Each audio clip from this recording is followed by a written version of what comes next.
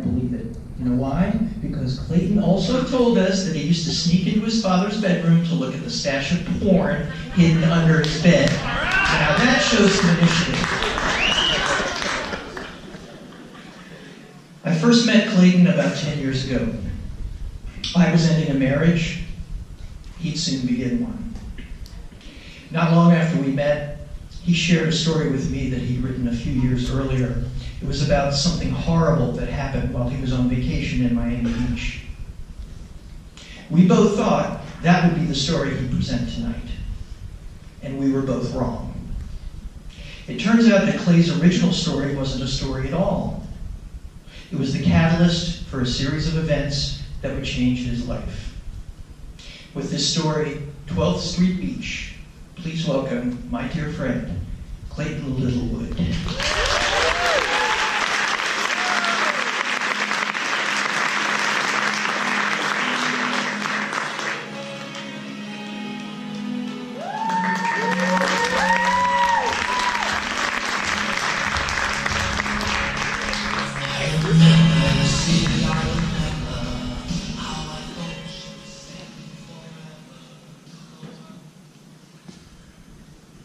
The first time I left Miami, I swore I would never return. I spent the last week of 1999 on holiday in South Beach with my ex-boyfriend Dale and his new boyfriend.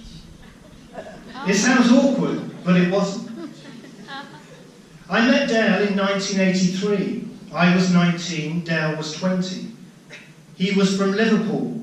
I was a West Country boy. He was confident and outgoing. I was shy and introverted. I remember our first date. We'd arranged to meet in a club. Dale was surrounded by guys vying for his attention. He was so handsome, with his rockabilly hairstyle, the thrust of his chin, his swimmer's shoulders. We quickly moved in together, and every day Dale would leave me a note. "I love you so much, Clay," he'd write. "We're going to have such a good life." And we did. By 1999, we'd already been in each other's lives for 20 years. Our relationship had evolved from boyfriends to best friends.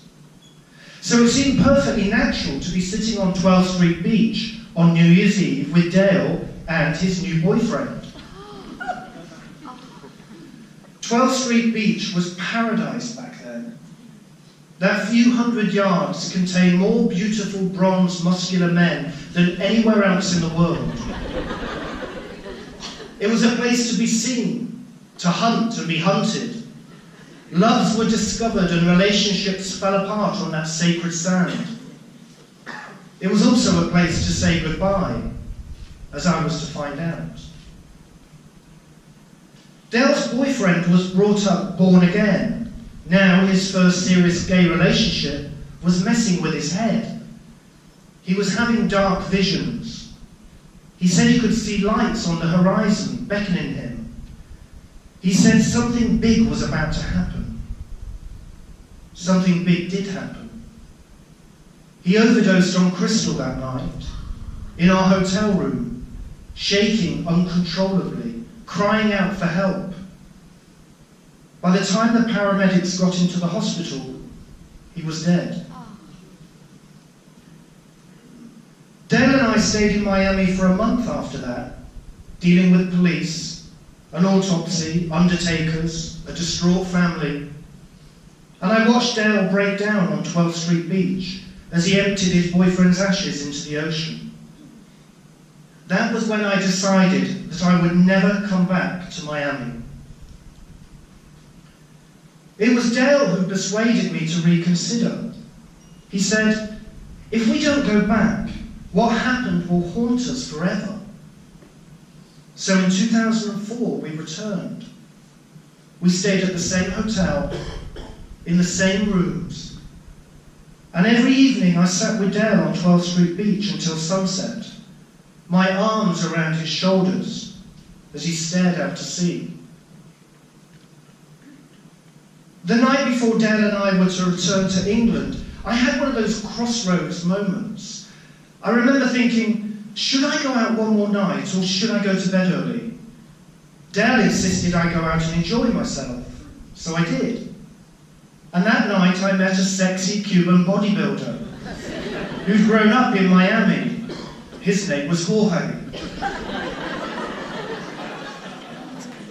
Jorge and I spent one night together and began a long-distance relationship, me in London and Jorge in the US. After a year, it got to the point where one of us would have to make a move. So we got married, and Jorge moved to London. Meeting Jorge changed my life. Jorge was so creative, it ignited the creativity in me. We opened a menswear shop in Soho in London, and I wrote 2 books about our life there. Elton John read them and invited us to dinner. Jorge taught me about art history, ballet, interior design, and menswear. We travelled the world, and we met writers and artists and actors and friends who loved us. I met the perfect partner at the perfect time in my life, at the perfect time in his life. I have a vision of us now, sitting on a sea wall in Key West, throwing pebbles into the water, looking outward in the same direction, into our future. But happiness is a strange thing. We can only measure it in hindsight. Tragedy started with Dale. He never recovered from his boyfriend's death, and Dale's life was a slow spiral downwards with addictions, health issues, and depression. I remember the last time I saw him. He phoned me, confused and upset.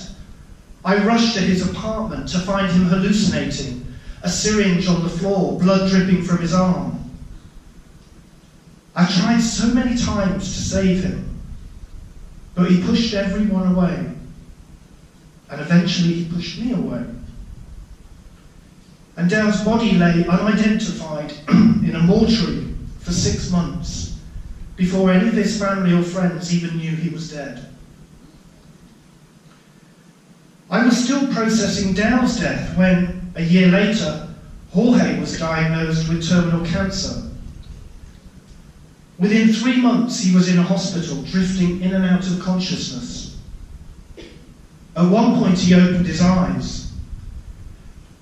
They were filled with so much love. I said, "I love you." He tried to put his arms around me, and he mouthed, "I love you too." I said, "You're the best boyfriend in the world." And a cheeky smile flickered across his face, and he said, "I know." Those were the last words we shared. I know we all have to go at some point, but the speed of it. I said to a friend, "First Dale and now Jorge, how can this be happening?" My friend said, "Clay, this is your burden, and this is your destiny."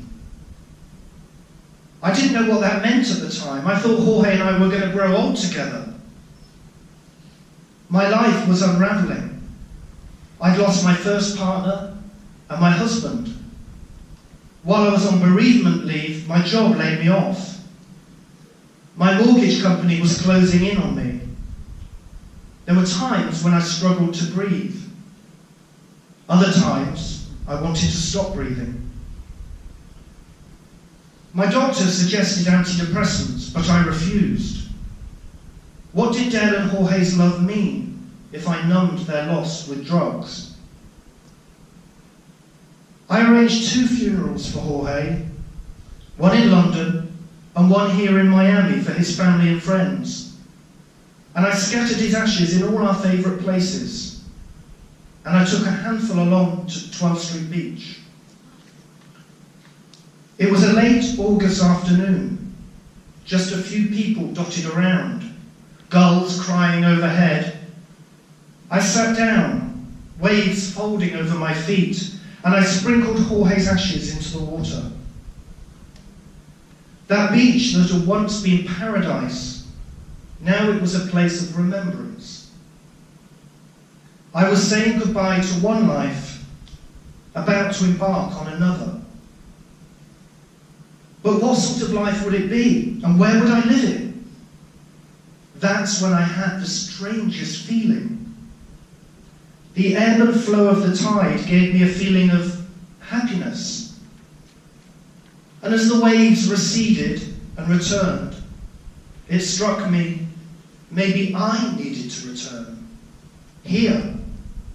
Maybe this is what my friend meant by my destiny. As the widower of a US citizen, I qualified for a green card, so I applied, and I was accepted. A few days ago, I sat on the beach at sunset and stared out at the ocean. I thought of Dale, and I thought of Jorge, the two loves of my life. I thought of what they've meant to me, and how much I miss them. And I thought how strange life can be, that their deaths could lead me to a new life, in the very place I swore I would never come back to, my new home, just a few blocks away from 12th Street Beach. Thank you.